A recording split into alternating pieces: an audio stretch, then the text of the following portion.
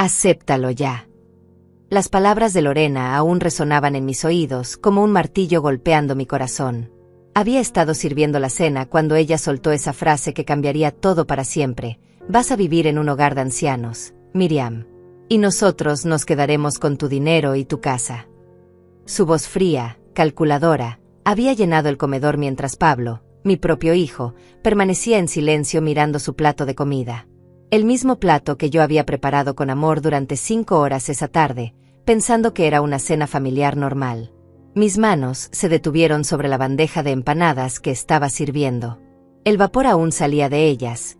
Ese aroma que normalmente llenaba la casa de calidez ahora me parecía nauseabundo. ¿Perdón?, murmuré, creyendo que había escuchado mal, esperando que Lorena se riera y dijera que era una broma cruel. Pero sus ojos verdes me miraron con esa frialdad que ya conocía tan bien, esa mirada que decía que para ella yo no era más que un estorbo en sus planes. Lo que oíste, suegrita. La forma despectiva en que pronunció esa palabra hizo que mi estómago se contrajera. Pablo y yo hemos decidido que ya no puedes vivir sola. Eres una carga muy pesada. Hemos encontrado un lugar perfecto para ti, el hogar de ancianos Santa Teresa. Allí estarás con gente de tu edad y nosotros podremos usar tu casa para algo más productivo. El tenedor se me resbaló de las manos y cayó al suelo con un ruido metálico que pareció ecojar por toda la habitación. «¿Pablo?», susurré, buscando los ojos de mi hijo, rogando que me dijera que esto era un malentendido terrible. Pero él siguió masticando lentamente, como si estuviera sordo, como si la conversación no fuera con él. El mismo niño que había mecido en mis brazos cuando lloraba, al que había alimentado cada mañana antes del colegio durante 18 años, al que había esperado despierta cada noche de su adolescencia cuando llegaba tarde a casa.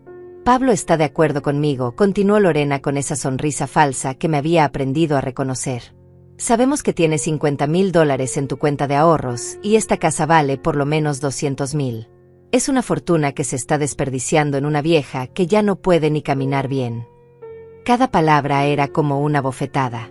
Yo que había sacrificado mis propios sueños para darle todo a mi hijo, yo que había vendido las joyas de mi madre para pagar sus estudios universitarios, yo que había hipotecado esta misma casa para ayudarlo a montar su primer negocio. El reloj de la pared marcaba las 8 de la noche con su tic-tac constante, el mismo sonido que había acompañado miles de cenas familiares en esa mesa. Pero esta vez, cada segundo que pasaba se sentía como una eternidad. No puedo creer lo que estoy escuchando, logré articular con la voz quebrada. Esta es mi casa, Pablo. Aquí naciste tú, aquí murió tu padre, aquí he vivido 45 años de mi vida. Pablo finalmente levantó la vista, y por un momento creí ver un destello de culpa en sus ojos. Pero fue solo un segundo. Mamá, tienes que entender que es lo mejor para todos. Ya no eres joven, y nosotros no podemos estar viniendo todo el tiempo a cuidarte. En el hogar tendrás enfermeras las 24 horas, actividades con otras personas de tu edad, será como vivir en un hotel. Un hotel.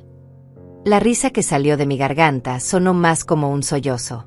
Pablo, yo no necesito que me cuiden. Limpio mi casa, cocino mi comida, pago mis cuentas. Lo que necesito es el amor y respeto de mi familia, no que me traten como si fuera una carga. Lorena dejó su copa de vino sobre la mesa con más fuerza de la necesaria. El sonido del cristal contra la madera me hizo saltar. Miriam, no seas dramática. Hemos tomado una decisión adulta y responsable. El lunes viene el camión de mudanzas y el martes te instalas en Santa Teresa. Ya está todo pagado por un año. Ya está pagado. Las palabras salieron de mi boca como un grito ahogado. ¿Con qué dinero? Con el tuyo, obviamente, respondió Lorena como si fuera lo más natural del mundo. Pablo es tu único heredero, así que técnicamente también es su dinero. Solo estamos adelantando los procesos para evitar complicaciones legales más adelante. Sentí como si el suelo se abriera bajo mis pies. Durante 73 años había confiado en que el amor familiar era sagrado, que los hijos respetaban a sus padres, que la casa donde uno había construido su vida era su refugio seguro. Pero en esa mesa, rodeada del aroma de la comida que había preparado con tanto cariño, me di cuenta de que había estado viviendo en una ilusión. No puedes hacer esto, murmuré, más para mí misma que para ellos. No puedes simplemente decidir sobre mi vida como si fuera una transacción comercial. Ya está decidido, mamá, dijo Pablo con esa voz que usaba cuando quería dar por terminada una conversación. Mañana vienes con nosotros a conocer el lugar. Te va a gustar, vas a ver. La habitación comenzó a girar a mi alrededor. 50 años cocinando para esta familia, lavando su ropa, limpiando sus desórdenes, consolando sus penas, celebrando sus triunfos. Y ahora me echaban como si fuera una empleada que ya no necesitaban. Lorena siguió hablando sobre los beneficios del hogar, sobre lo bien que me vería con otras señoras de mi edad, sobre lo tranquila que estaría sin las preocupaciones de mantener una casa tan grande. Pero yo ya no la escuchaba. Algo dentro de mí había comenzado a romperse, como un cristal que se agrieta lentamente hasta quebrarse por completo. Miré las paredes llenas de fotografías familiares, los muebles que había elegido con mi esposo, los adornos que había coleccionado durante décadas de matrimonio. Todo eso pronto sería de ellos, y yo sería solo un recuerdo incómodo en un lugar donde nadie me conocería. Me levanté de la mesa sin decir una palabra. Mis piernas temblaron, pero logré mantenerme de pie mientras Pablo y Lorena seguían hablando como si yo ya no estuviera ahí. Era extraño, después de 73 años de vida, descubrir que puedes volverte invisible en tu propia casa. Caminé hacia la cocina con pasos lentos, sintiendo el peso de cada año vivido en mis huesos. Detrás de mí, escuchaba la voz de Lorena explicándole a Pablo algo sobre los papeles del seguro médico y cómo transferir mi cuenta bancaria. «Miriam», gritó Lorena desde el comedor, «trae más vino. Y de paso, lava estos platos. No vamos a hacerlo nosotros. Lava estos platos. En mi propia casa. Con mi propia vajilla. Después de haber cocinado para ellos durante 5 horas. Después de haberles servido como si fueran los reyes de mi hogar. Después de acabar de enterarme de que me iban a echar de la única vida que conocía. Mis manos se aferraron al borde del fregadero mientras trataba de procesar lo que acababa de escuchar. No era una petición. Era una orden. Como las que había estado recibiendo durante los últimos 5 años sin darme cuenta. Abrí el grifo y el agua corrió sobre los platos sucios. El sonido me hipnotizó por un momento, tan constante y predecible, tan diferente al caos que se había desatado en mi mente. Recordé todas las veces que Lorena me había pedido que preparara algo rapidito cuando llegaba con hambre. Todas las veces que había limpiado sus desórdenes sin quejarme. Todas las veces que había lavado su ropa porque no tenía tiempo de ir a la lavandería. Todas las veces que le había prestado dinero que nunca me devolvió. Y no olvides guardar bien la comida que sobró. Siguió gritando. Mañana queremos llevarnos las empanadas para el almuerzo del trabajo. Las empanadas que había hecho pensando en Pablo, recordando cómo las devoraba cuando era pequeño y me decía que eran las mejores del mundo. Ahora se las llevarían como si fueran suyas, como si yo fuera su cocinera personal, como si mi amor de madre fuera un servicio que podían consumir y desechar cuando ya no lo necesitaran. Desde el comedor llegaban risas. Risas. Se estaban riendo mientras planeaban el fin de mi vida tal como la conocía. Pablo contaba algo sobre su trabajo, su voz sonaba relajada, despreocupada, como si no acabara de destrozar el corazón de la mujer que lo había traído al mundo. Como si internar a su madre fuera tan simple como cambiar de proveedor de internet. ¿Sabes qué es lo mejor de todo esto? Escuché que le decía Lorena a Pablo en voz baja, pero lo suficientemente alta como para que yo alcanzara a oír desde la cocina. Que por fin vamos a poder vivir como adultos normales. Sin tener que venir aquí todos los fines de semana a fingir que nos importa lo que hace la vieja. Fingir. La palabra se clavó en mi pecho como un cuchillo. 5 años fingiendo que les importaba. 5 años de sonrisas falsas, de abrazos vacíos, de cómo estás, mamá dichos por obligación.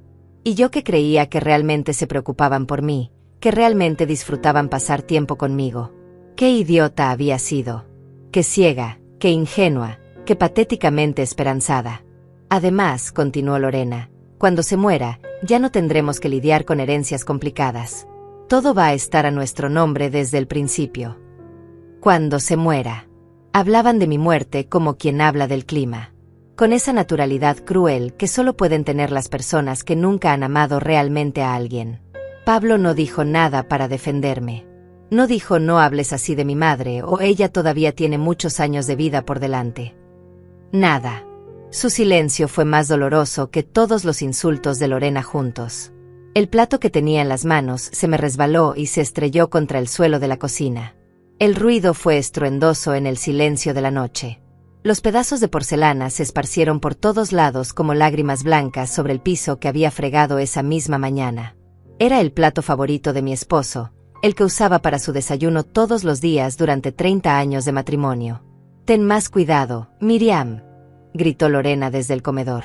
«Mira que no podemos estar comprando vajilla nueva cada vez que se te rompe algo. No podemos estar comprando vajilla nueva. Como si ellos fueran los que pagaran mis cosas. Como si yo fuera una niña torpe que necesitaba supervisión. Como si mi casa, mi dinero, mi vida ya fueran de ellos». Me arrodillé para recoger los pedazos, y fue ahí, con las rodillas sobre el suelo frío de mi cocina, que algo cambió para siempre en mi interior.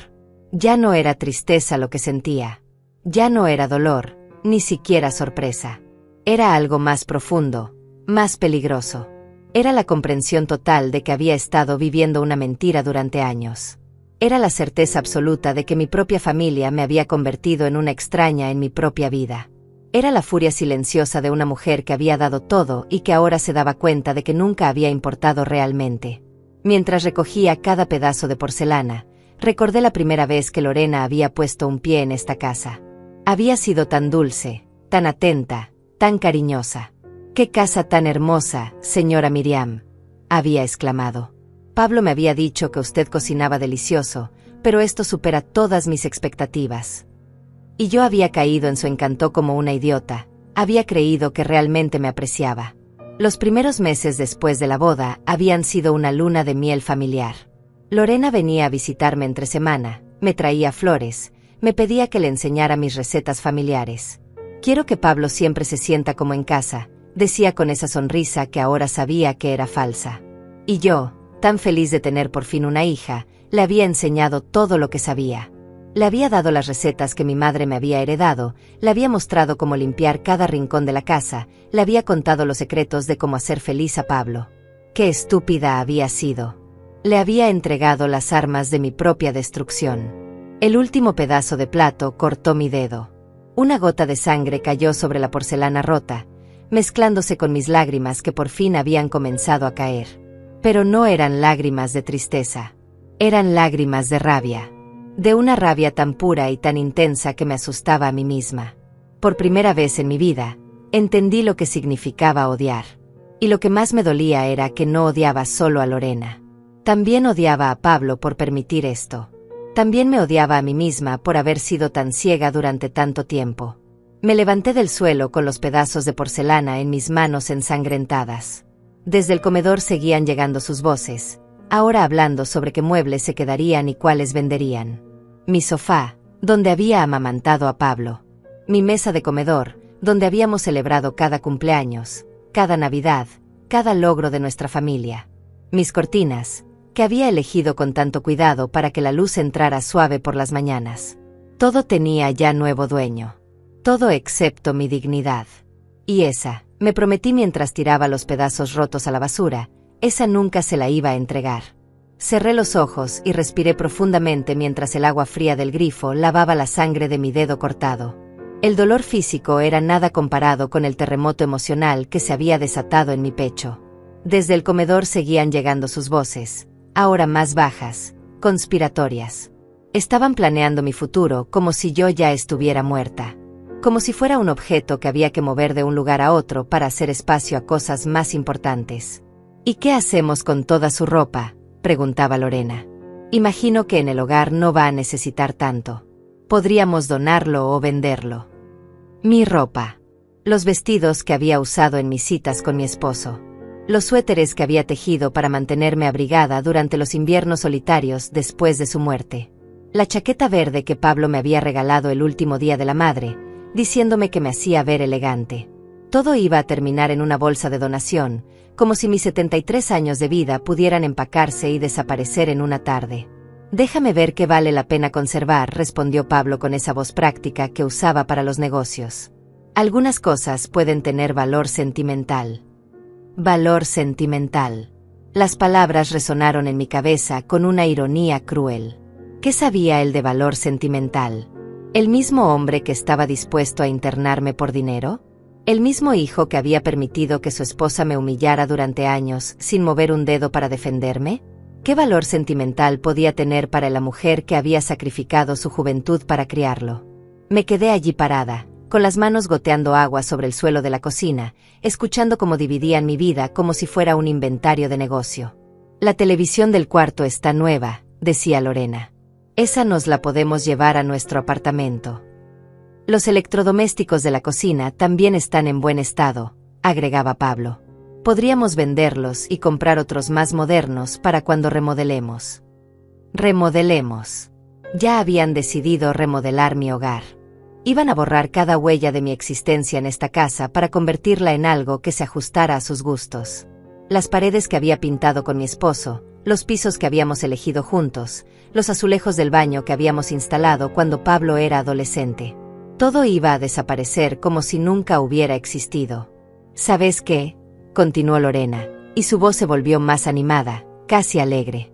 Podríamos tirar esa pared entre la cocina y el comedor. Haría el espacio mucho más moderno. Y cambiar todas esas cortinas horribles por persianas. Esta casa tiene potencial, solo necesita deshacerse de todo lo viejo. Todo lo viejo. Yo era lo viejo que necesitaba desaparecer. Yo y todo lo que había construido durante décadas de trabajo, amor y sacrificio. Era como si estuvieran hablando de demoler no solo mi casa, sino mi propia existencia. Cada palabra era un martillazo más en el ataúd de la mujer que había sido hasta esa noche. Sentía algo extraño sucediendo en mi interior. Era como si una parte de mí se estuviera desprendiendo, flotando hacia arriba, observando la escena desde el techo. Veía a una mujer mayor, con el cabello recogido y un vestido verde oliva, parada en su propia cocina mientras su familia planeaba su destierro en la habitación contigua. Y esa mujer del techo sentía una calma extraña, casi peligrosa. «Miriam, ¿dónde está el postre?», gritó Pablo desde el comedor. «Dijiste que habías hecho flan».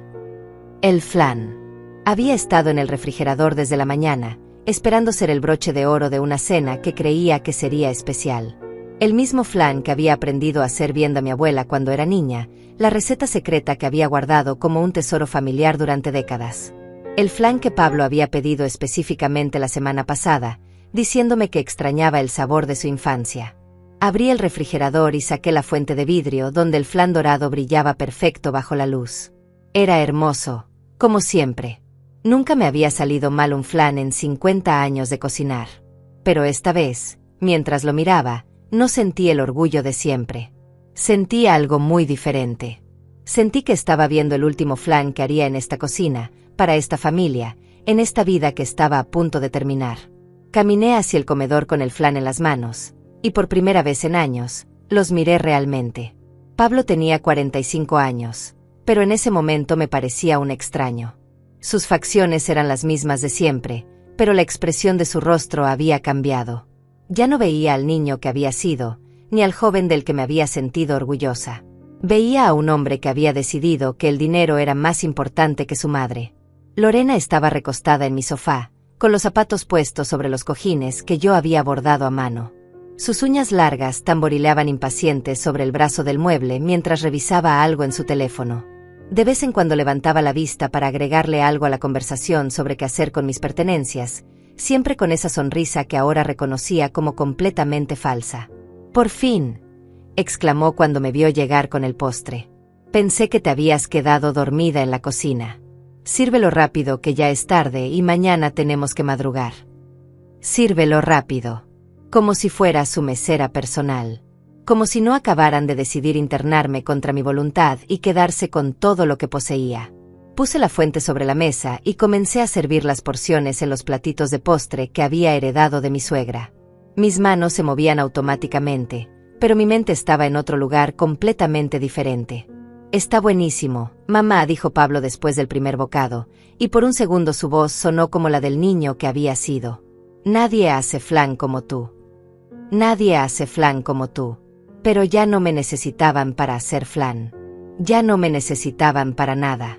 En unas semanas estaría comiendo flan industrial en un hogar de ancianos mientras ellos vivían en mi casa, durmiendo en mi cama, usando mi dinero. Y de vez en cuando, tal vez, recordarían que existía y dirían: «Nadie hacía flan como la vieja Miriam». Es la última vez que lo pruebo, murmuré sin pensarlo. ¿Qué dijiste?, preguntó Lorena con la boca llena. Nada, respondí. Que espero que les guste. Pero era mentira. En mi cabeza había dicho la verdad. Era la última vez que iba a hacer flan para ellos. Era la última vez que iba a cocinar para gente que no me valoraba. Era la última vez que iba a permitir que me trataran como si fuera invisible en mi propia vida. Mientras los veía devorar mi flan, mientras escuchaba a Lorena quejarse de que estaba demasiado dulce y a Pablo decir que la próxima vez le pusiera menos azúcar, sentí que algo fundamental se rompía dentro de mí. No era solo el corazón. Era algo más profundo. Era la cuerda que me había mantenido atada a esta familia tóxica durante años. Y cuando esa cuerda se rompió, lo que quedó no fue dolor. Fue algo mucho más poderoso. Fue libertad. Terminaron el flan en silencio, o mejor dicho, Pablo y Lorena terminaron el flan mientras yo los observaba como si fuera la primera vez que los veía. Había algo hipnótico en la forma mecánica en que masticaban, en cómo Lorena limpiaba los restos del plato con el dedo sin ningún pudor, en cómo Pablo se recostaba en la silla como si fuera el dueño del mundo. Mi mundo. El mundo que estaban a punto de arrebatarme sin el menor remordimiento. Bueno, dijo Lorena poniéndose de pie y estirándose como un gato satisfecho. Ha sido una noche muy productiva. Mañana temprano vamos a pasar a recogerte. Miriam. Vamos a conocer el hogar juntos y después podemos empezar con los papeles del banco. Se acercó a mí y me dio un beso en la mejilla, el mismo gesto falso de cariño que había estado haciendo durante años.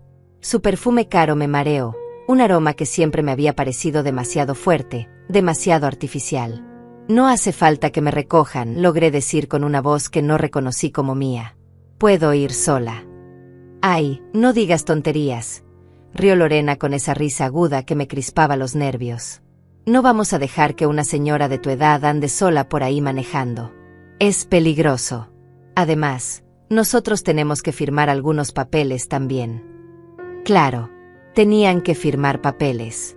Los papeles que les darían acceso total a mi vida, a mi dinero, a todo lo que había construido durante 7 décadas de existencia.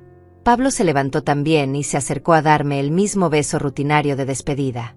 Por un momento lo miré a los ojos, buscando algún rastro del niño que había amado más que a mi propia vida, alguna señal de que en el fondo sabía que esto estaba mal. Que descanses, mamá, dijo evitando mi mirada. Mañana va a ser un día importante para todos.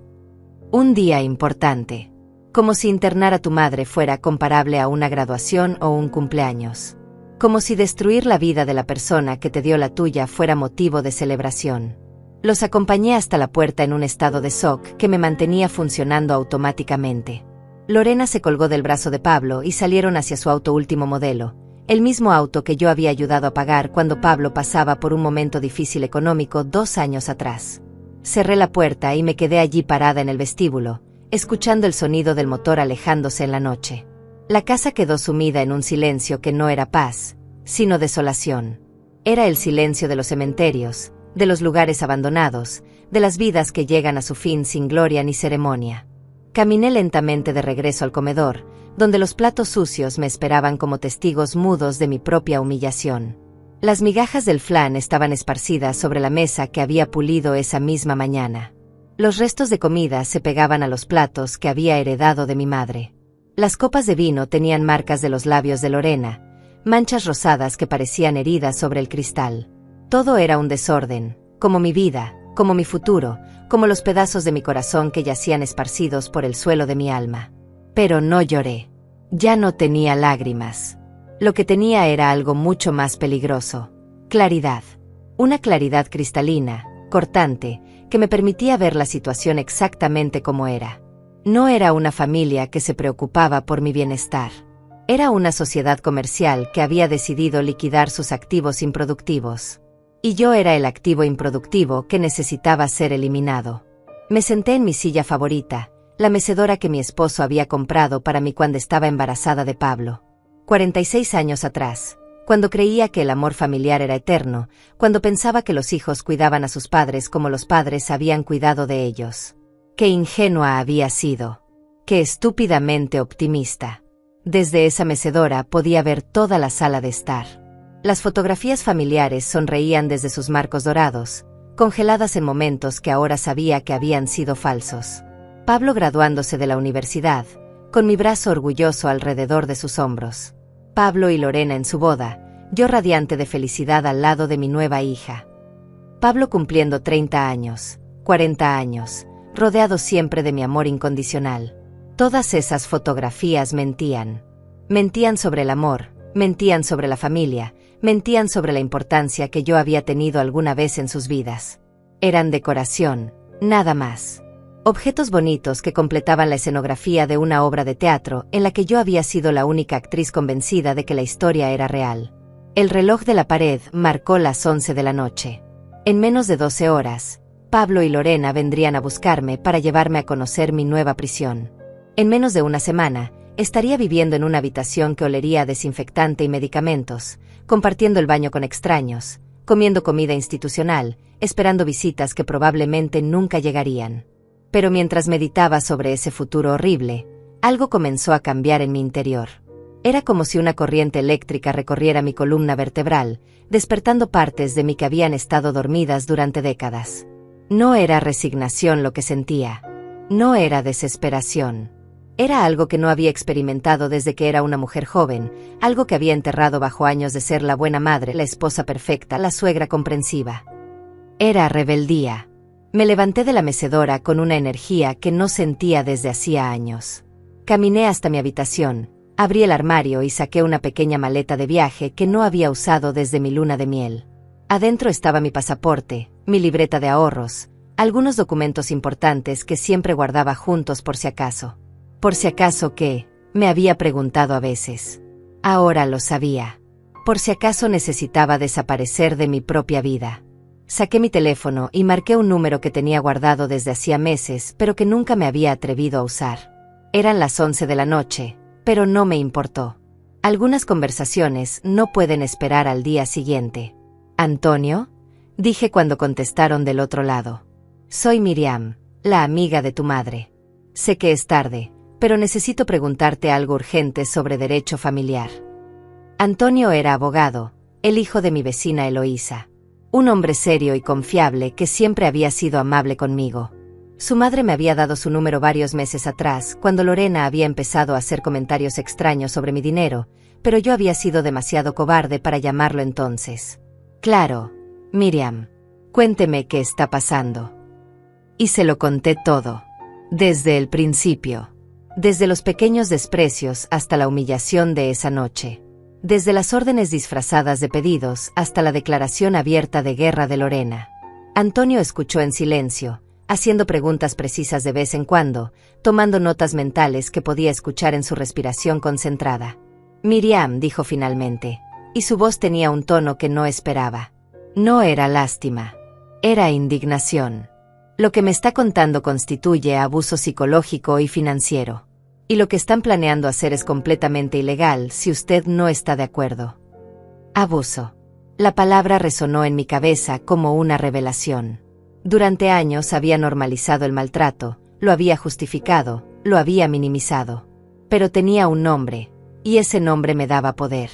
¿Qué puedo hacer?, pregunté, y por primera vez en meses mi voz sonó firme. Muchas cosas, respondió Antonio. Pero primero necesito que se ponga a salvo. ¿Tiene algún lugar donde pueda quedarse esta noche? En caso de que decidan volver o acelerar sus planes. Tenía razón. Si Lorena sospechaba que yo podía resistirme, era capaz de cualquier cosa. Y Pablo, mi propio hijo, ya había demostrado que su lealtad estaba completamente del lado de su esposa. Puedo quedarme con Eloísa, respondí pensando en mi vecina, la única persona que siempre había sido genuinamente amable conmigo. Perfecto. Vaya ahora mismo. Mañana nos vemos temprano en mi oficina y planificamos la estrategia. Y Miriam va a salir de esta. Se lo prometo. Colgué el teléfono con el corazón latiendo tan fuerte que podía escucharlo en mis oídos. Por primera vez en años, no me sentía sola. Por primera vez en décadas, tenía un aliado. Y por primera vez en mi vida, iba a luchar. Guardé algunas cosas esenciales en la maleta con manos que ya no temblaban. Ropa interior, medicamentos, mis documentos más importantes y una fotografía de mi esposo que siempre llevaba conmigo cuando viajaba. Era extraño hacer equipaje en mi propia casa como si fuera una refugiada, pero eso era exactamente lo que era, una mujer huyendo de su propia familia. Mientras doblaba mi camisón favorito, el que había usado durante miles de noches en esa cama que pronto sería de otros, sentí una mezcla extraña de terror y liberación. Antes de salir, hice algo que llevaba planeando en mi subconsciente desde el momento en que Lorena pronunció esas palabras crueles. Me senté en la mesa del comedor, saqué papel y bolígrafo, y comencé a escribir. No una carta de despedida. No una súplica. Algo completamente diferente. Pablo, escribí con letra clara y firme. Durante 45 años creí que te había criado para ser un hombre honorable. Esta noche descubrí que me equivoqué. No voy a permitir que me internen en ningún lugar contra mi voluntad, y mucho menos que se apoderen de lo que construí con 40 años de trabajo y sacrificio. Paré de escribir y miré las palabras. Eran duras, pero verdaderas.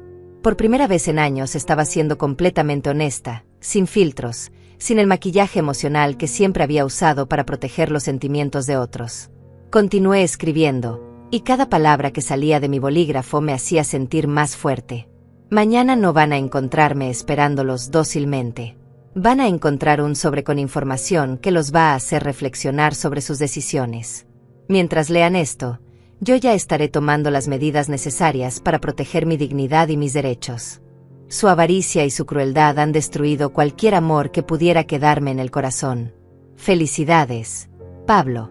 Por fin eres libre de la carga que representaba tu madre. Firmé la carta y la dejé sobre la mesa, exactamente donde Lorena había puesto sus codiciosas manos horas antes. Pero esa carta no era lo más importante.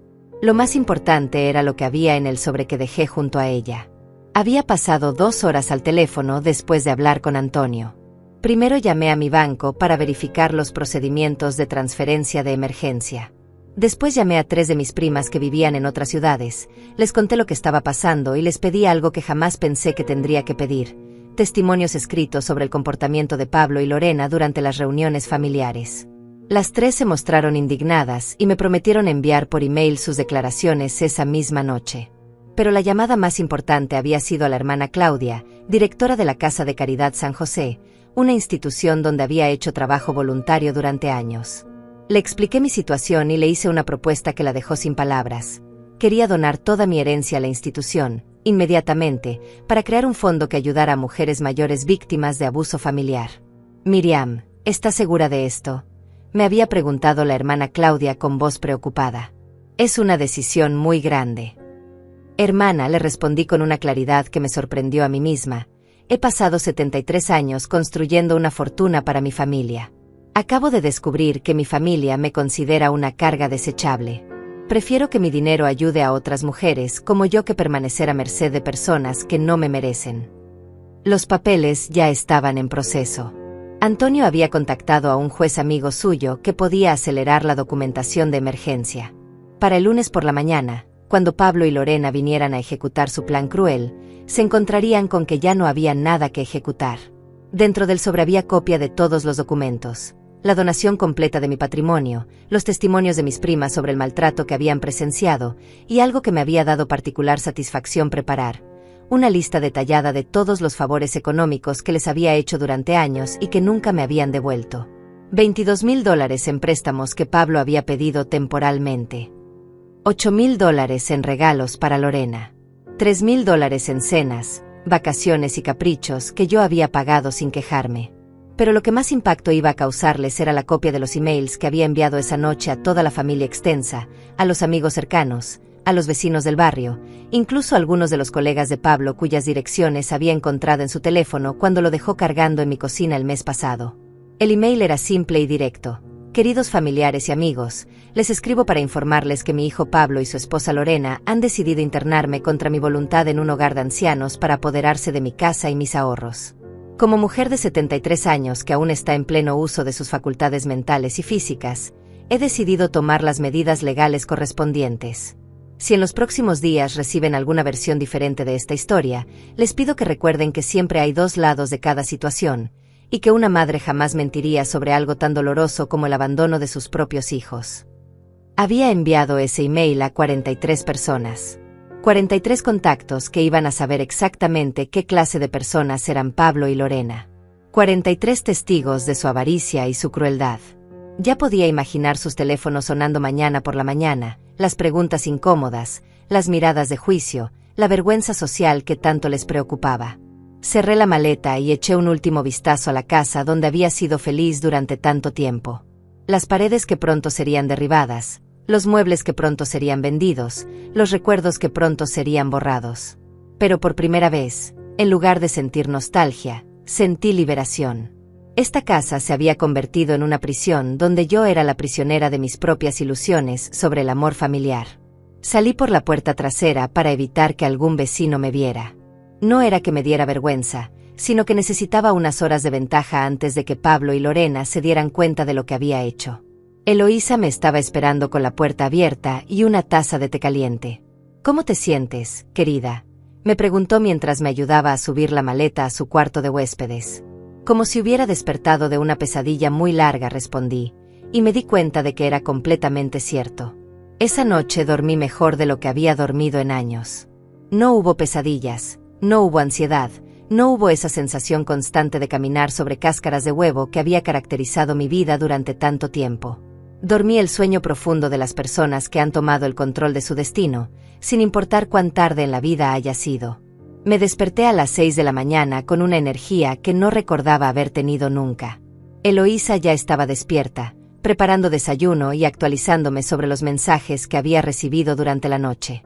Antonio había confirmado que todos los papeles estaban listos y que podíamos reunirnos a las 8. La hermana Claudia había llamado para decir que la donación estaba siendo procesada y que ya había contactado a los medios locales sobre la nueva fundación para mujeres víctimas de abuso familiar. ¿Los medios?, pregunté sorprendida. Miriam, me explicó Eloísa con una sonrisa traviesa, tu historia va a inspirar a muchas mujeres que están pasando por lo mismo. Y además, agregó con un brillo malicioso en los ojos, va a asegurar que Pablo y Lorena no puedan inventar mentiras sobre tu estado mental. Va a quedar muy claro que eres una mujer valiente que tomó una decisión inteligente. A las 7:30 de la mañana, mi teléfono comenzó a sonar. Era Pablo. No contesté. Volvió a sonar 5 minutos después. Tampoco contesté. A las 8 menos 10, empezaron a llegar mensajes de texto. Mamá, ¿dónde estás? Estamos en tu casa y no abres. ¿Te sientes bien? Contesta, por favor. Pero el mensaje que me hizo sonreír fue el que llegó a las 8:15, después de que evidentemente hubieran encontrado mi carta y el sobre. Mamá, necesitamos hablar urgentemente. Hay un malentendido terrible. Un malentendido. Después de todo lo que había pasado, después de todas las humillaciones, después de haber planeado fríamente mi internación, todavía creían que podían manipularme con palabras suaves y mentiras piadosas. Me vestí con mi mejor conjunto, el traje color vino que había comprado para la boda de la hija de Eloísa el año pasado. Me maquillé cuidadosamente, me peiné con elegancia, me puse los aretes de perlas que mi esposo me había regalado en nuestro 20º aniversario. Quería verme impecable cuando me enfrentara a ellos. Quería que supieran que la mujer quebrada de anoche había muerto, y que en su lugar había nacido alguien completamente nuevo. Alguien que ya no tenía miedo. El despacho de Antonio olía a café recién hecho y a los libros de derecho que llenaban las estanterías desde el suelo hasta el techo. Me senté en una silla de cuero frente a su escritorio, sintiéndome más segura de lo que me había sentido en años. Había algo poderoso en estar rodeada de códigos legales y documentos oficiales, como si las leyes fueran un escudo invisible que me protegía de la crueldad de mi propia familia. Miriam, comenzó Antonio revisando los papeles que habíamos preparado, quiero que entienda exactamente qué hemos logrado en estas últimas 12 horas. Legalmente, usted ya no tiene nada que Pablo y Lorena puedan reclamar. Su casa ha sido transferida a la Fundación Benéfica, sus cuentas bancarias han sido vaciadas para el mismo propósito, y hemos establecido un fideicomiso que le garantiza una renta vitalicia para sus gastos personales. Asentí, sintiendo una satisfacción profunda que jamás había experimentado. Y ellos no pueden hacer nada para revertir esto. Absolutamente nada, respondió Antonio con una sonrisa que me tranquilizó completamente. Usted está en pleno uso de sus facultades mentales, lo cual hemos documentado con 3 testigos independientes y un examen médico.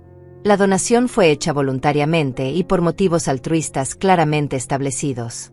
Cualquier intento de impugnar estas decisiones solo va a exponerlos públicamente como personas que intentaron aprovecharse de una mujer mayor. Mi teléfono había sonado 17 veces desde que salí de casa de Eloísa. 17 llamadas desesperadas de Pablo y Lorena que yo había ignorado sistemáticamente. Cada timbre que no contestaba me hacía sentir más libre, más poderosa. Por primera vez en décadas, yo tenía el control de la situación. ¿Está lista para enfrentarlos?, me preguntó Antonio. Porque según mis cálculos, van a aparecer por aquí en cualquier momento. Como si sus palabras fueran proféticas, escuchamos voces alteradas en la recepción. La secretaria de Antonio estaba tratando de calmar a alguien que hablaba muy fuerte y muy rápido. Era la voz de Lorena, histérica y furiosa. Exijo ver a mi suegra. Sabemos que está aquí. Esto es un secuestro. Antonio y yo intercambiamos una mirada. Secuestro, murmuré. Una mujer de 73 años secuestrada por un abogado en su propia oficina. Es típico, explicó Antonio. Cuando la gente como ellos pierde el control, recurre a acusaciones dramáticas para tratar de recuperar el poder. Pero no se preocupe. Todo está grabado y documentado. La puerta se abrió de golpe sin que nadie hubiera tocado. Pablo entró como un huracán, seguido de Lorena, que parecía una furia vengativa con el cabello despeinado y los ojos inyectados de sangre. Obviamente habían pasado una mala noche después de leer mi carta y descubrir que su plan perfecto se había desmoronado. «Mamá», gritó Pablo al verme sentada tranquilamente en la oficina. «¿Qué es toda esta locura? ¿Por qué no contestas el teléfono?» Estábamos preocupadísimos. Preocupadísimos. La palabra me sonó tan falsa como un billete de $3. Los miré con calma, sin levantarme de mi silla, sin alterar mi compostura. Esta vez yo tenía el poder, y no iba a desperdiciarlo en emociones innecesarias. «Buenos días, Pablo». «Buenos días, Lorena», dije con una voz serena que me sorprendió incluso a mí. «Veo que recibieron mi mensaje». Lorena se adelantó como una serpiente a punto de atacar. «¿Tu mensaje? ¿Llamas mensaje a esa sarta de mentiras que les enviaste a medio mundo? ¿Sabes la humillación que nos has causado?» Mi jefe me llamó a las 7 de la mañana preguntándome por qué mi suegra estaba acusándome de abuso. «Porque es exactamente lo que has estado haciendo durante 5 años», respondí sin cambiar el tono de voz. «La diferencia es que ahora todo el mundo lo sabe». Pablo se acercó a mi silla e intentó tomar mi mano, pero yo la retiré antes de que pudiera tocarme. Su contacto ya no me causaba ternura. Me causaba repulsión. «Mamá, por favor, tenemos que hablar de esto racionalmente. Sé que te asustaste anoche, pero malinterpretaste todo. Nosotros solo queremos lo mejor para ti. Lo mejor para mí». Me levanté de la silla y lo miré directamente a los ojos. ¿Internarme contra mi voluntad es lo mejor para mí? ¿Adueñarse de mi casa mientras yo esté encerrada en un asilo es lo mejor para mí? ¿Gastar mi dinero en sus caprichos es lo mejor para mí? «Tú ya no puedes manejar tu dinero», explotó Lorena, abandonando cualquier pretensión de dulzura. «Eres una vieja senil que va a terminar siendo estafada por cualquier aprovechado. Nosotros te estamos protegiendo». Antonio se puso de pie detrás de su escritorio. «Señora, le voy a pedir que modere su lenguaje. Está en mi oficina, dirigiéndose a mi cliente, y todo lo que dice está siendo grabado para posibles procedimientos legales futuros». «Grabado». La cara de Lorena palideció. «¿Qué procedimientos legales?» «Los que correspondan si continúan acosando a la señora Miriam», respondió Antonio con voz profesional. «Porque eso es exactamente lo que están haciendo en este momento». Pablo trató de recuperar el control de la situación. «Disculpe, licenciado, pero aquí hay un malentendido familiar. Mi madre no está en condiciones de tomar decisiones financieras importantes. Ayer mismo estaba de acuerdo con nuestro plan, y hoy aparece con abogados y donaciones. ¿No le parece sospechoso?» «Lo que me parece sospechoso», respondió Antonio mirándolo fijamente, «es que un hijo trate de internar a su madre contra su voluntad para apropiarse de sus bienes. Eso tiene nombre en el Código Penal. ¿Sabe cuál es?» El silencio que siguió fue tan denso que se podía cortar con un cuchillo. Pablo y Lorena intercambiaron miradas nerviosas, probablemente dándose cuenta por primera vez de que su comportamiento no solo era inmoral, sino potencialmente ilegal. Pero nosotros no, comenzó a decir Pablo. ¿No qué? Lo interrumpí. ¿No dijeron anoche que ya habían pagado el hogar con mi dinero? ¿No dijeron que se iban a quedar con mi casa? ¿No pasaron toda la cena planeando cómo repartirse mis pertenencias como si yo ya estuviera muerta? Lorena cambió de táctica completamente. De la furia pasó a las lágrimas crocodilo que también sabía usar cuando necesitaba manipular una situación. Ay, Miriam, todo esto es un malentendido horrible. Yo te quiero como a una madre. Jamás haría nada para lastimarte. Solo estábamos preocupados por tu seguridad. Mi seguridad. Me reí, y fue una risa genuina, liberadora. O la seguridad de los $250,000 que esperaban heredar. La cifra exacta de mi patrimonio los dejó helados. Evidentemente habían calculado mal, pensando que tenía menos dinero del que realmente poseía. La codicia en sus ojos se hizo aún más evidente. Mamá, dijo Pablo con voz temblorosa, aún podemos arreglar esto. Cancela todo lo que hiciste y volvamos a casa a conversar como una familia normal. No, respondí con una firmeza que me llenó de orgullo. Ya no hay nada que conversar. Ustedes tomaron su decisión anoche cuando planearon mi futuro sin consultarme. Yo tomé la mía esta mañana cuando decidí que mi dinero iba a ayudar a mujeres que realmente lo necesitan, en lugar de financiar la avaricia de personas que no me merecen. Lorena perdió completamente la compostura. No puedes hacer esto. Pablo es tu hijo. Tiene derecho a esa herencia. Pablo era mi hijo, la corregí. Un hijo que no permite que su esposa humille a su madre no merece ser llamado hijo. Un hombre que planea internar a la mujer que lo crió para robarle su dinero no merece ser llamado hijo.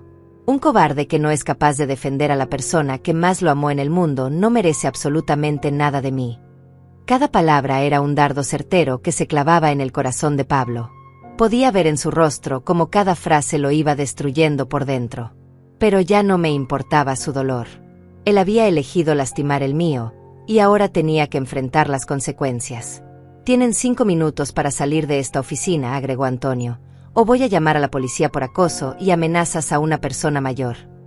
Pablo y Lorena salieron arrastrando los pies, derrotados, humillados, pero sobre todo furiosos por haber subestimado a la vieja indefensa que creían poder manipular fácilmente. Los vi alejarse por la ventana de la oficina, discutiendo acaloradamente en la calle, probablemente culpándose mutuamente por el fracaso de su plan perfecto. ¿Cómo se siente?, me preguntó Antonio cuando se fueron. Como si acabara de nacer, respondí. Y era absolutamente cierto. Los días siguientes fueron una avalancha de llamadas, mensajes y visitas desesperadas que me confirmaron algo que ya sospechaba. Pablo y Lorena no habían medido las verdaderas consecuencias de sus actos. Mi email había llegado a las personas correctas en el momento perfecto, y la reacción en cadena fue más devastadora de lo que había imaginado. Eloísa me mantenía informada de todos los chismes del barrio desde la comodidad de su sala de estar, donde yo había establecido mi cuartel general temporal. Miriam, no vas a creer lo que me contó la señora Mercedes, me decía cada mañana mientras tomábamos café. Dice que ayer Pablo fue a su casa a preguntarle si había recibido algún email tuyo, y cuando ella le confirmó que sí, él se puso a llorar ahí mismo en su puerta. Pablo llorando. El mismo hombre que había permanecido impasible mientras su esposa planeaba mi destierro, ahora derramaba lágrimas porque su imagen pública se había desmoronado. No sentí lástima. Sentí justicia. La hermana Claudia me visitó el tercer día para darme noticias aún mejores. Miriam, la respuesta a tu donación ha sido extraordinaria.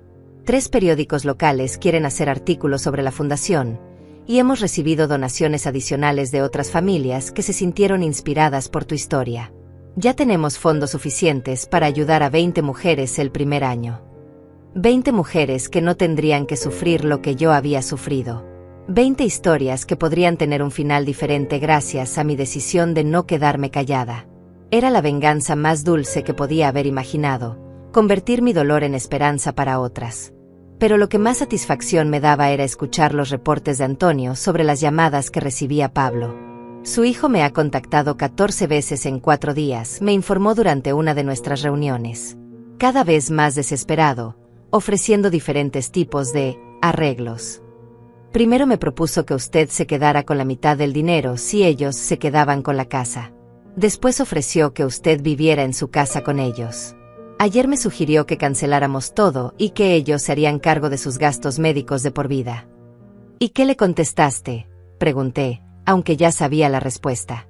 Que usted había tomado una decisión final e irrevocable, y que cualquier nuevo contacto sería considerado acoso legal. Antonio sonrió. También le mencioné que tenemos grabadas todas las conversaciones de esa noche en su casa, por si pensaba inventar una versión diferente de los hechos.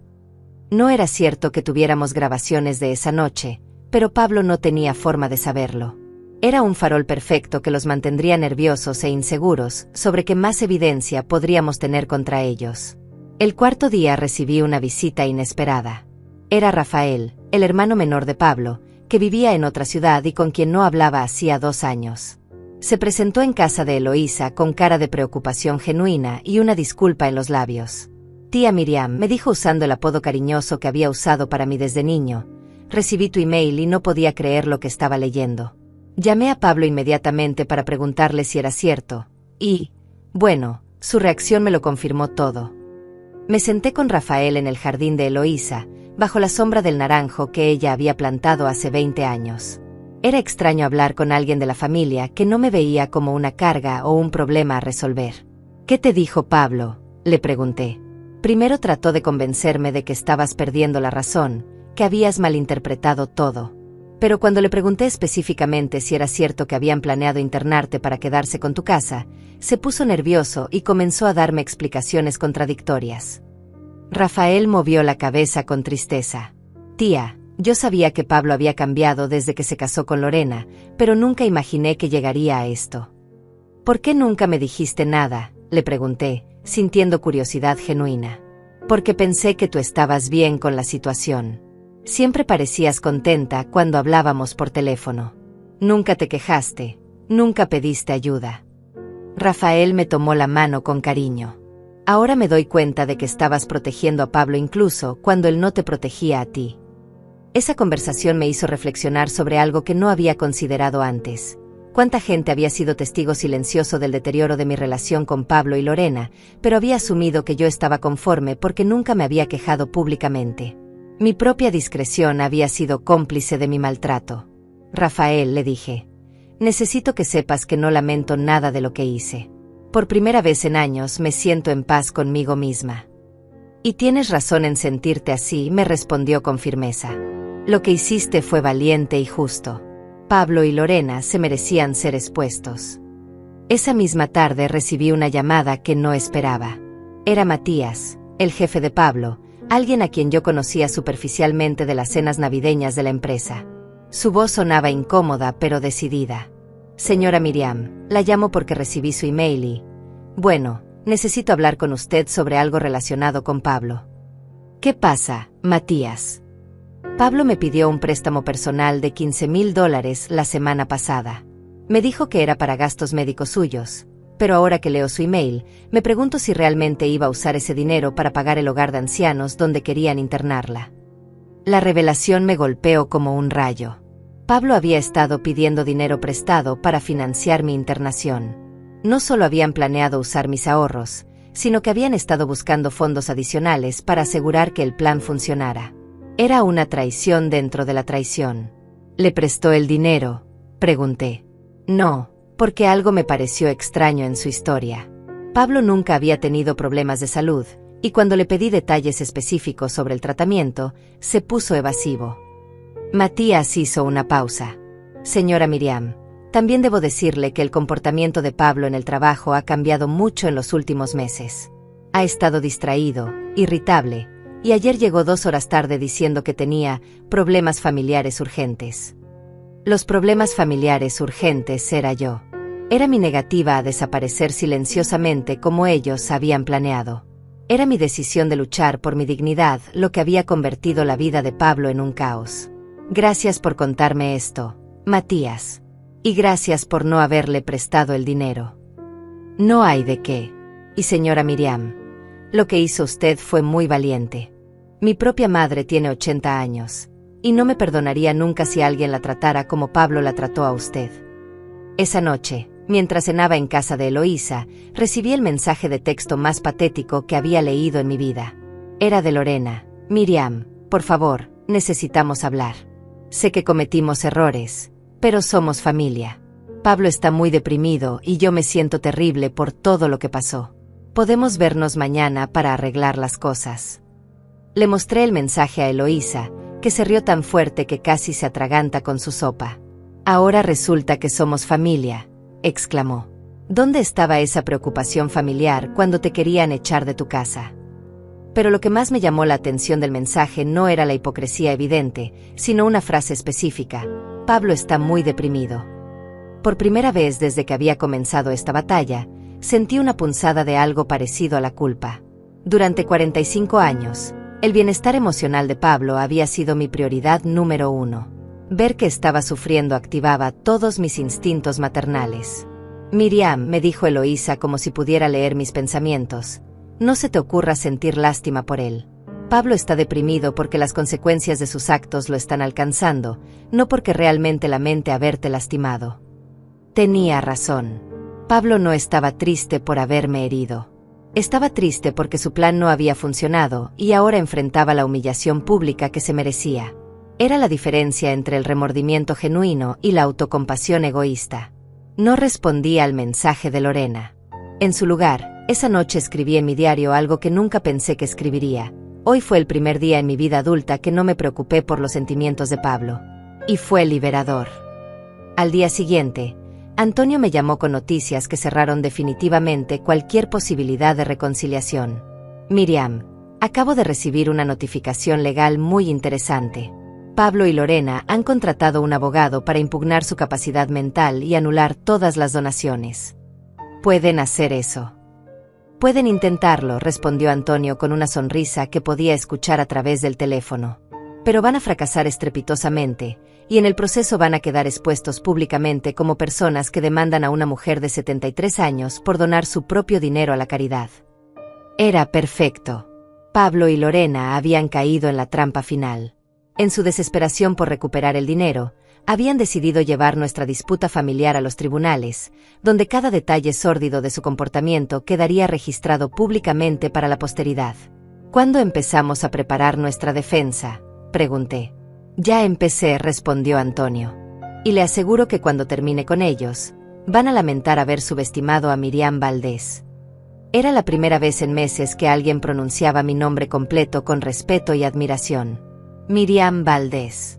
No mamá, no suegrita, no la vieja. Miriam Valdés, una mujer que había decidido escribir el final de su propia historia. El juicio se convirtió en el evento más comentado del pueblo en décadas. La sala estaba llena de curiosos, vecinos, familiares lejanos y periodistas que habían venido a cubrir lo que los medios llamaban el caso de la abuela rebelde. Yo entré al juzgado vestida con mi mejor traje negro, el mismo que había usado para el funeral de mi esposo, pero esta vez no era para despedir a alguien que amaba, sino para enterrar definitivamente la ilusión de que Pablo merecía mi amor incondicional. Pablo y Lorena estaban sentados con su abogado al otro lado de la sala. No me miraron cuando entré, pero pude ver la tensión en sus cuerpos, la forma nerviosa en que Lorena tamborileaba los dedos sobre la mesa, la manera en que Pablo evitaba hacer contacto visual con cualquier conocido que estuviera presente. Era evidente que los últimos 2 meses habían sido un infierno para ellos. Antonio había preparado nuestra defensa como una obra de teatro perfectamente coreografiada. Tenía testigos, documentos, grabaciones de audio y hasta fotografías que demostraban no solo mi completa capacidad mental, sino también el patrón sistemático de abuso psicológico al que había sido sometida. Miriam me había dicho durante los preparativos: cuando termine de presentar todas las pruebas, el juez no solo va a confirmar su derecho a donar su dinero, sino que va a preguntarse por qué Pablo y Lorena no están enfrentando cargos criminales. El abogado de Pablo comenzó su argumento con la estrategia más predecible: tratar de pintarme como una mujer senil que había sido manipulada por aprovechados para tomar decisiones irracionales. Señor juez, decía con voz dramática, estamos ante el caso trágico de una anciana vulnerable que fue convencida de deshacerse de su patrimonio por personas que se aprovecharon de su estado mental deteriorado. Me dieron ganas de reír. Después de meses de planificación estratégica, de movimientos legales calculados con precisión militar, de haber orquestado una campaña de exposición pública que había dejado a Pablo y Lorena en ruinas sociales, todavía creían que podían convencer a un juez de que yo era una anciana confundida. Cuando llegó el turno de Antonio, Se levantó con la calma de un maestro que está a punto de dar su lección más brillante. Señor juez, la defensa va a demostrar hoy que la señora Miriam Valdés no solo está en pleno uso de sus facultades mentales, sino que tomó la decisión más inteligente y valiente de su vida al protegerse de una familia que la veía únicamente como una fuente de ingresos. Las primeras en declarar fueron mis primas, que llegaron desde diferentes ciudades para testificar sobre las humillaciones que habían presenciado durante años en las reuniones familiares. Paloma, mi prima favorita, describió con detalles escalofriantes la vez que Lorena me había gritado delante de toda la familia porque el pavo de Navidad estaba demasiado seco y como Pablo no había dicho una sola palabra en mi defensa. ¿Cómo reaccionó la señora Miriam ante ese trato?, preguntó Antonio. Se disculpó, respondió Paloma con voz quebrada. Se disculpó como si realmente fuera culpa suya que el pavo no estuviera perfecto. Y después se levantó de la mesa y se fue a llorar al baño. Yo la seguí para consolarla, y me dijo que no quería crear problemas porque Pablo parecía feliz con Lorena. El testimonio de Eloísa fue devastador.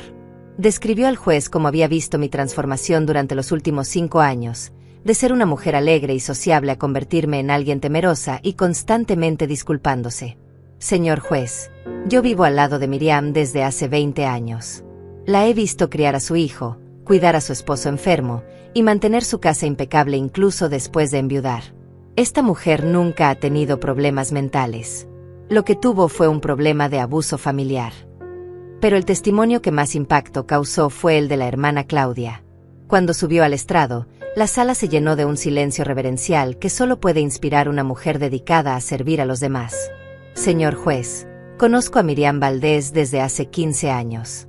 Ha sido voluntaria en nuestra institución, ha ayudado a decenas de mujeres en situaciones difíciles, y siempre ha demostrado una lucidez mental excepcional. Cuando vino a proponerme la donación, no llegó llorando ni confundida. Llegó con un plan detallado, con documentos organizados, y con una determinación que solo pueden tener las personas que han tomado una decisión meditada y justa. El abogado de Pablo trató de interrumpir varias veces, pero el juez lo silenciaba con gestos impacientes. Era evidente que la estrategia de pintar como víctimas a 2 personas que habían planeado internar a una mujer mayor para robarle sus bienes no estaba funcionando. Cuando llegó mi turno de declarar, me levanté con la dignidad que había recuperado en estos meses de lucha. Miré directamente al juez y comencé a hablar con una voz clara y firme que llenó toda la sala. Señor juez, durante 73 años he sido una mujer que siempre puso a su familia por encima de todo. Sacrifiqué mis sueños personales para criar a mi hijo, vendí mis joyas para pagar sus estudios, hipotequé mi casa para ayudarlo a establecer su negocio. Y durante 5 años toleré que su esposa me tratara como una sirvienta en mi propia casa porque creía que mantener unida a la familia era más importante que mi dignidad personal. Hice una pausa y miré directamente a Pablo por primera vez desde que había comenzado todo este proceso. Sus ojos estaban llenos de lágrimas, pero ya no me causaban ternura. Me causaban lástima. La noche que decidí actuar, mi nuera me informó que había decidido internarme en un hogar de ancianos para quedarse con mi casa y mi dinero. No me preguntaron si estaba de acuerdo. No me consultaron si necesitaba ayuda. Simplemente decidieron por mí, como si yo fuera un objeto que había que mover de un lugar a otro. El silencio en la sala era tan denso que se podía escuchar la respiración de cada persona presente. Lo que hice después no fue producto de la demencia o la confusión. Fue producto de la claridad mental más absoluta que he tenido en mi vida. Decidí que mi dinero iba a ser usado para ayudar a otras mujeres como yo, en lugar de financiar la codicia de personas que no me merecían. Y señor juez, si volviera a vivir esa noche, tomaría exactamente las mismas decisiones. Cuando terminé de hablar, varios espectadores comenzaron a aplaudir espontáneamente hasta que el juez restauró el orden. Pero el daño ya estaba hecho. Era evidente para todos los presentes quién era la víctima real en esta historia, y quiénes eran los verdaderos aprovechados. El abogado de Pablo hizo un último intento desesperado llamando a declarar a varios expertos que nunca me habían examinado pero que estaban dispuestos a testificar sobre los patrones típicos de deterioro mental en personas mayores.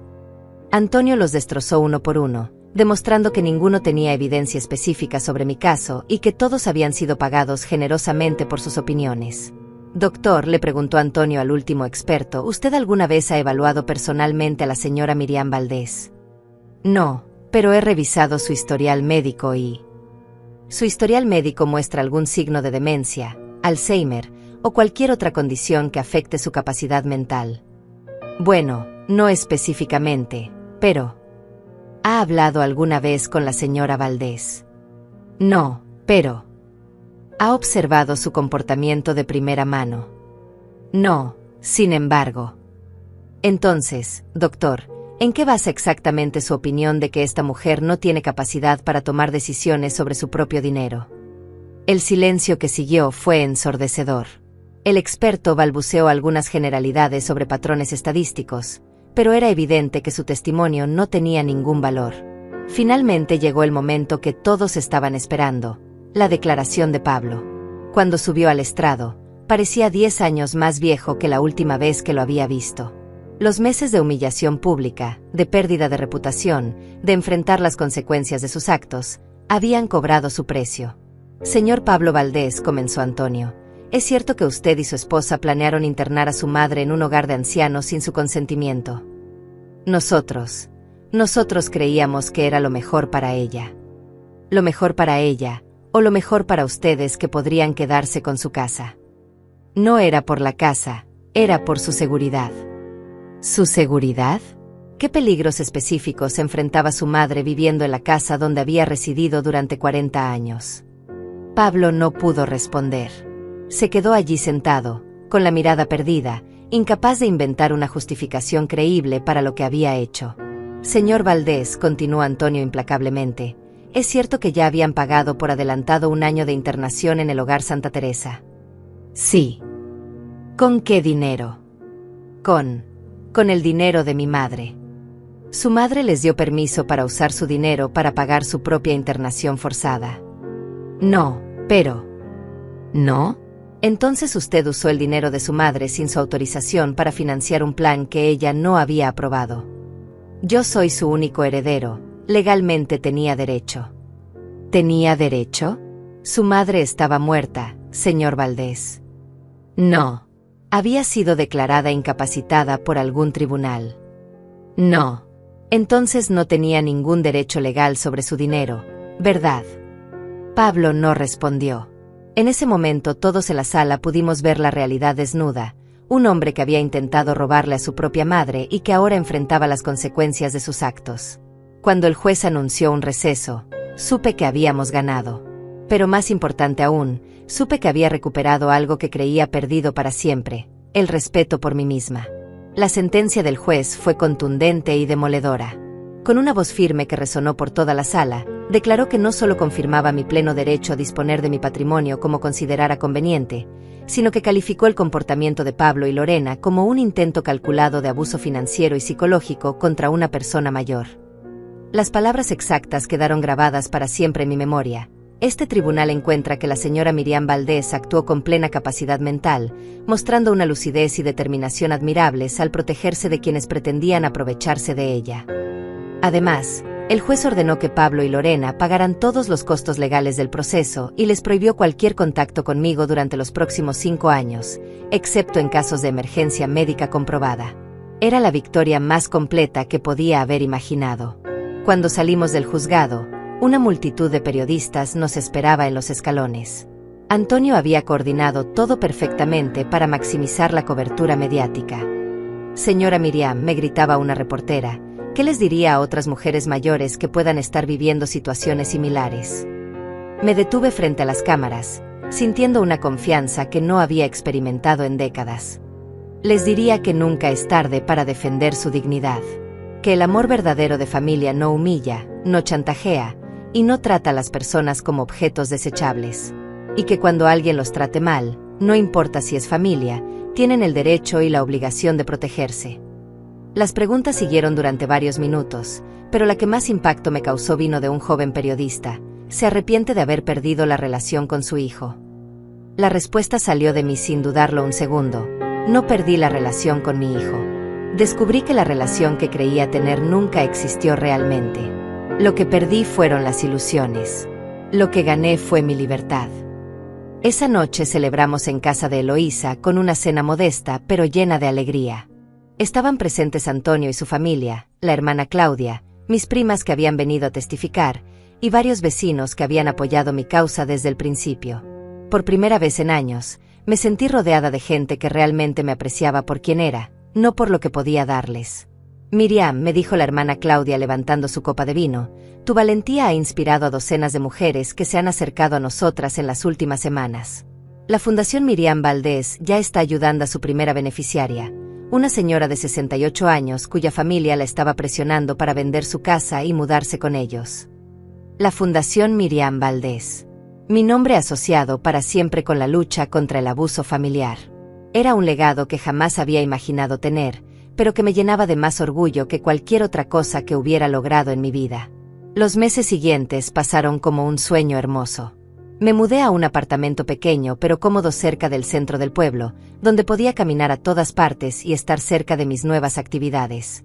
3 días a la semana trabajaba como consejera voluntaria en la fundación, ayudando a otras mujeres que enfrentaban situaciones similares a la mía. 2 días a la semana tomaba clases de pintura, algo que siempre había querido hacer pero que nunca había tenido tiempo de perseguir. Y los fines de semana los dedicaba a viajar, conociendo lugares que había soñado visitar durante décadas. Mi primer viaje fue a París, la ciudad que mi esposo y yo habíamos planeado visitar para nuestro 30º aniversario, antes de que su enfermedad lo impidiera. Caminé por los Campos Elíseos con lágrimas de felicidad en los ojos, sintiendo que finalmente estaba viviendo mi propia vida en lugar de existir en función de otros. En el Louvre, mientras contemplaba la Mona Lisa, una mujer mayor se acercó a mí y me dijo en español, ¿usted no es la señora que salió en las noticias? La que donó todo su dinero para escapar de su familia abusiva. Cuando le confirmé que sí, me abrazó con fuerza y me susurró al oído, gracias. Mi hija vio su historia en el periódico y me ayudó a salir de la casa de mi hijo, donde me trataban como sirvienta. Usted me salvó la vida. Esos encuentros se repetían constantemente. En el supermercado, en el parque, en el banco. Mujeres de todas las edades se me acercaban para contarme cómo mi historia las había inspirado a tomar decisiones difíciles pero necesarias en sus propias vidas. Me di cuenta de que mi acto de rebeldía había sido mucho más que una venganza personal, había sido un grito de guerra que despertó la conciencia de miles de personas. 1 año después del juicio, recibí una carta que cambió mi perspectiva sobre todo lo que había pasado. Era de una mujer llamada Isabel, de 55 años, que vivía en México. Estimada señora Miriam, comenzaba la carta. Mi nombre es Isabel y quiero contarle cómo su historia salvó mi matrimonio y posiblemente mi vida. Isabel me contaba que llevaba años siendo maltratada psicológicamente por su esposo y sus hijos adultos, quienes la criticaban constantemente y la hacían sentir inútil. Cuando vi su entrevista en televisión, donde usted decía que nunca es tarde para defender nuestra dignidad, algo se encendió dentro de mí. Al día siguiente confronté a mi familia y establecí límites claros. Por primera vez en décadas, exigí respeto. La carta continuaba explicando cómo su familia, al ver que ella estaba dispuesta a irse de casa si no la trataban mejor, había comenzado a cambiar su comportamiento. Mi esposo me pidió perdón por primera vez en 20 años de matrimonio. Mis hijos ahora me llaman para preguntarme cómo estoy, no solo cuando necesitan algo. Y todo porque una señora valiente de 73 años me enseñó que merezco ser tratada con dignidad. Esas cartas llegaban semanalmente de diferentes países. Mujeres de España, Argentina, Colombia, Estados Unidos, todas contándome cómo mi historia había impactado sus vidas. Me di cuenta de que mi dolor no había sido en vano. Había servido para despertar a miles de mujeres que estaban viviendo en silencio situaciones similares. En cuanto a Pablo y Lorena, las noticias que recibía sobre ellos a través de los chismes del pueblo confirmaban que habían enfrentado consecuencias que iban mucho más allá del juicio. Pablo había perdido su trabajo después de que la historia se hiciera viral en redes sociales, y Lorena había tenido que mudarse a otra ciudad para escapar de la humillación pública. Su matrimonio, al parecer, no había sobrevivido al estrés de ver sus planes fracasar tan espectacularmente. ¿Sentía lástima por ellos? A veces. En los momentos más silenciosos de la noche, cuando recordaba al niño dulce que Pablo había sido, mi corazón maternal se dolía por su caída. Pero después recordaba las palabras crueles de Lorena, el silencio cómplice de Pablo, los años de humillaciones que había soportado, y la lástima se convertía en alivio. Alivio por haberme liberado de una dinámica tóxica que habría terminado destruyéndome completamente. El 2º aniversario de mi revolución, como había comenzado a llamarle Eloísa, lo celebré de una manera muy especial. La fundación organizó un evento donde 50 mujeres que habían sido ayudadas por el programa compartieron sus historias de superación. Era un momento profundamente emotivo escuchar cómo mi decisión de no quedarme callada había creado ondas que seguían expandiéndose y tocando vidas en lugares que jamás había imaginado. Al final del evento, me pidieron que dijera unas palabras. Subí al podio sintiéndome como una persona completamente diferente de la mujer quebrada que había servido flan a su familia tóxica 2 años atrás. Queridas amigas, comencé. Cuando dejé aquel sobre la mesa de mi comedor, no sabía que estaba escribiendo la primera página del capítulo más importante de mi vida. Pensé que estaba terminando una historia, pero en realidad estaba comenzando otra. Miré las caras de todas esas mujeres valientes que habían encontrado la fuerza para cambiar sus vidas, y sentí una gratitud inmensa por haber tenido el coraje de dar el primer paso. Hoy entiendo que a veces hay que perder todo lo que creíamos importante para descubrir lo que realmente vale la pena. Y lo que realmente vale la pena es vivir con dignidad, rodeadas de personas que nos aman de verdad, siendo fieles a nosotras mismas sin importar la edad que tengamos. Esa noche, mientras escribía en mi diario antes de dormir, reflexioné sobre el camino recorrido.